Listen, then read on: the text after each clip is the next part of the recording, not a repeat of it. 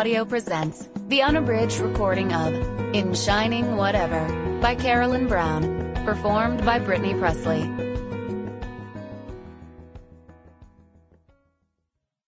Chapter 1.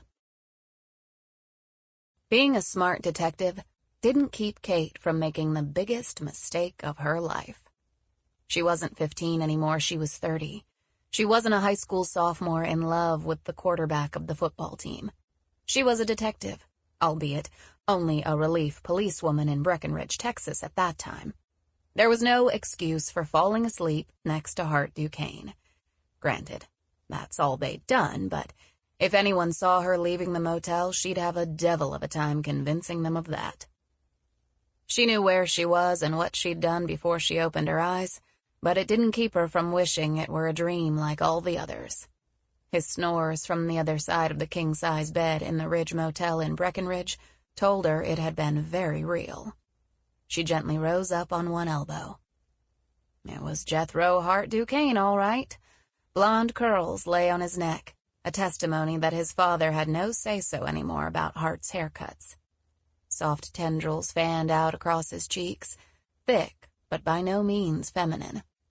His face was a study in angles, with a scar running from below the left earlobe to just under the eye, a souvenir of a bull ride he didn't win. His jeans were tight, his shirt tail untucked, his boots were sitting beside a chair with his hat hanging on the back of it. He slept on his side, with one hand up under the pillow and the other wrapped around the extra pillow. She held her breath and eased off the bed. She hadn't meant to fall asleep in his room, hadn't even meant to go to his room. But he'd wanted to talk, and she wasn't about to take him home. Her mama would have shot him. The clock on the desk clicked 5:10.